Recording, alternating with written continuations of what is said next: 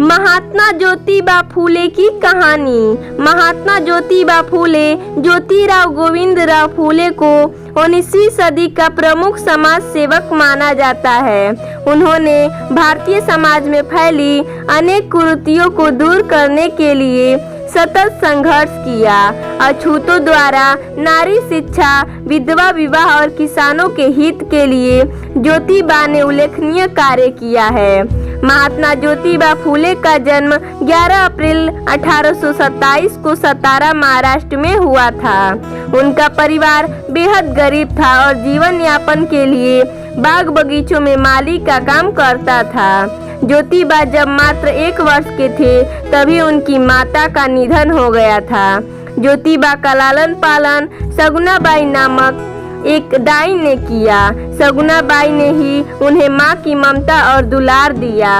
7 वर्ष की आयु में ज्योतिबा को गांव के स्कूल में पढ़ने भेजा गया। जातिगत भेदभाव के कारण उन्हें विद्यालय छोड़ना पड़ा।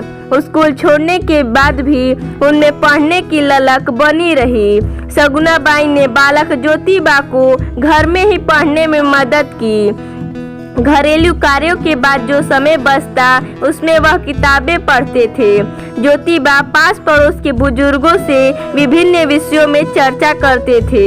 लोग उनकी सूक्ष्म और तर्क संगत बातों से बहुत प्रभावित होते थे। अरबी फारसी के विद्वान गफ्फार बेग मूसी एवं फादर लिजिड साहब ज्योतिबा के पड़ोसी थे। उन्होंने बालक ज्योतिबा की प्रतिभा एवं शिक्षा के प्रति रुचि देखकर उन्हें पुनः विद्यालय भेजने का प्रयास किया। ज्योतिबा फिर से स्कूल जाने लगे। वह स्कूल में सदा प्रथम आते रहे। धर्म पर टीका टिप्पणी सुनने पर उनके अंदर जिज्ञासा हुई कि हिंदू धर्म में इतनी विषमता क्यों है, जाति भेद और वर्ण व्यवस्था क्या है। वह अपने मित्र सदाशिव बल्लाल गोंडवे के साथ समाज, धर्म और देश के बारे में चिंतन किया करते। उन्हें इस प्रश्न का उत्तर नहीं सूझता कि इतना बड़ा देश गुलाम क्यों है। गुलामी से उन्हें नफरत होती थी। उन्होंने महसूस किया कि जातियों और पंथों पर बटे इस देश का सुधार तभी संभव है जब लोगों की मानसिकता में सुधार होगा। उस समय समाज में वर्ग भेद अपनी चरम सीमा पर थी। स्त्री और दलित वर्ग की दशा अच्छी नहीं थी। उन्हें शिक्षा से वंचित रखा जाता था।